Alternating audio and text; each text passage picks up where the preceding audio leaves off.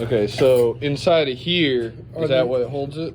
Yeah, this is your element. This is what they let it go one way and then hold the other. Okay. And basically, what happened is it would go either both ways, kind of stiff because it rolled over. It rolled over. Okay. Yeah. So, is it a pretty common thing that happens in these? Evidently it is, but it takes a lot to do it. You must have been when it happened. It was either. Well, it didn't happen. I got the transmission with that problem. Oh, really? Okay. Yep. So yeah, it takes quite a bit for that to happen. Either a heavy load or a lot of power. Yeah. So even when it's bad like that, yeah. If you hit that L button, pull it down and drive, and hit that L button before you go anywhere, yeah, that puts it in low. That puts the clutches on. Right. Takes all the pressure off the sprag. Oh. Then you take off, and then you shift it manually. Oh. Okay. And when you're heavy loaded, or you want to yeah, dig around, yeah, put it in. Use more of that transmission. When you put it in the low, you're turning them clutches on. right. You're taking the stress off of that, which is going to save that in the long run. Okay. I got what you're saying. So that's really interesting. Yeah, it takes off on when you put it in drive and you're stopped. It takes off on that sprag, so those clutches don't come on. Gotcha. But if you put it in reverse, they have to come on because that sprag freewheels one way. Oh, okay. So when you're in reverse, it bypasses this whole setup. No, well, could be because of the fact that the sprag it's a one-way clutch. It'll lock one way and spin the other. Right. So when you're put it in reverse, everything's going backwards. So this is going to want to spin. So the clutches come on to hold it. Gotcha. That's why it would still go in reverse, but in drive. But in drive, see, like if you want engine braking, you have to use that low. You have to turn on these clutches because that's going to want to. Right. Okay. That's all about. That's really interesting. Huh. Yeah, it's one of the.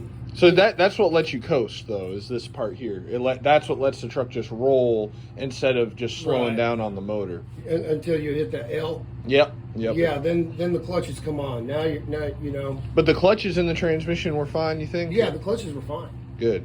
I went through all of them. I seen every clutch in there. Yep. So that all looked good. Yeah, it all looked good. I mean, they're not brand new, right? But you get brand new clutches when you get an overhaul. There's a huge difference in price here. Yeah, of course. And that's what I'll do next time when this transmission goes bad again. I'll just bring it back here and I'll bring you the full. You got a decent valve body in there. That thing's pretty trick.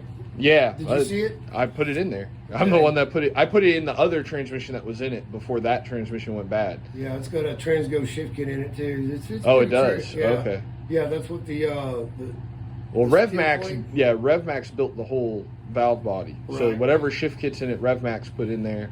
And but that valve body, between the valve body and the solenoid pack, that was $2,000. Yeah, solenoid blocks are what, about $400 now? 400, yep. Because I didn't get a reman when I bought a brand new one. Don't ever put a reman in; they don't work. Yeah. They can't make them work. But you drove the truck; it feels solid and everything. Yeah. Good. I did a quick the relearn on it. Good. And it drives good. Awesome. But if you're gonna get on it, or if you got a heavy ass load, just use the manual part. That's what I always did before. And my first transmission, but this one was already like that, huh? Yeah. So the other transmission went bad because I was on the engine brake with a heavy load. I was coming down a ramp, and then it lost its underdrive clutch being on the engine brake. I was grossed out at $40,000. So that truck, you can't put $40,000. That's a different clutch pack. Yeah, it's the underdrive clutch, I believe, is one bad in it. Yeah. It's your input housing. Your input clutch. Yeah. It houses 3 frictions. Right. 3 clutches. And I should have just brought that transmission to you. If I had known you were around, I would have just brought that to you. I wouldn't have even, you know what I mean? Well, now you know. I've been here 2 years. Over 2 years now. Yeah.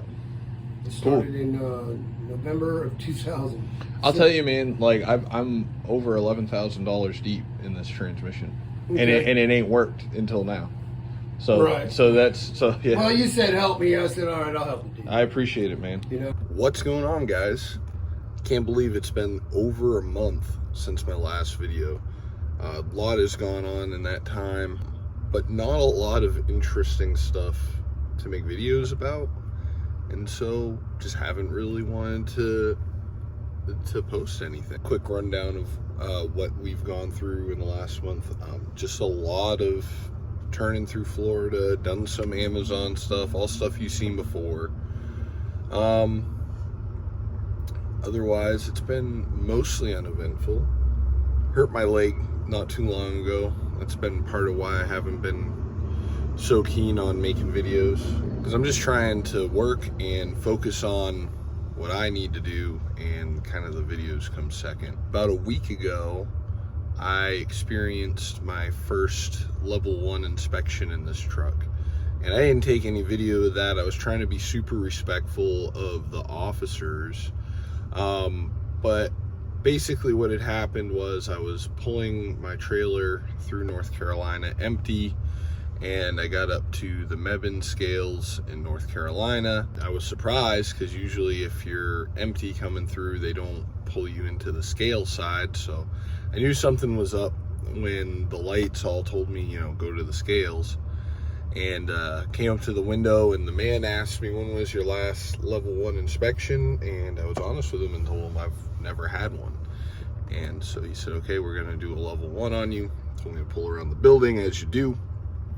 And he came out with another officer, and apparently he was training the other officer, which made the whole thing take way longer, I think. I mean, he's showing him how to do the job on top of doing a pretty detailed inspection on the truck and trailer. He went through, he checked all the lights, the trailer, the blinkers weren't working when the running lights were on, so I got a citation on that. And he actually marked the trailer out of service over it, which, in my personal opinion, you know, the blinkers work when the running lights are off, so I didn't think that that should put me out of service. But the trailer needed to be rewired. That's why that happened, and he marked it out of service.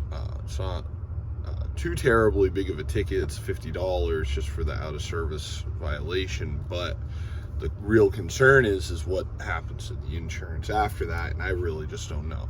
I'll probably find out in May when it comes time to renew. And yeah, but anyways, he went through. One thing I found interesting is he made me jack the cab up so he can measure the front brakes. A lot of people on Facebook, I posted about it on Facebook, a lot of people said that they thought that that was kind of uncalled for on their part. They should have just crawled under there and done it, because, you know, you have to be inside the truck for them to measure the brakes.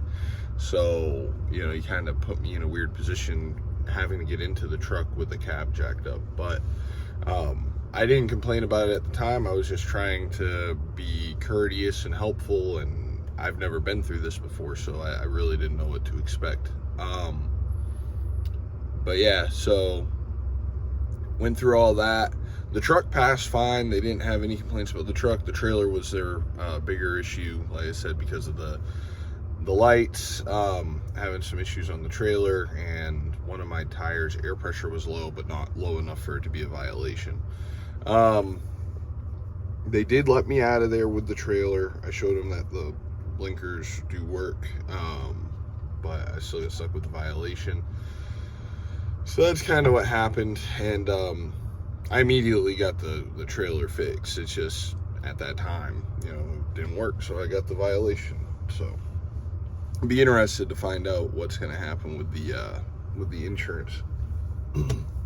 The other thing in that time is I have bought another trailer. It's kind of a project. I got it for like next to nothing, and it is what's called like a scissor neck lowboy.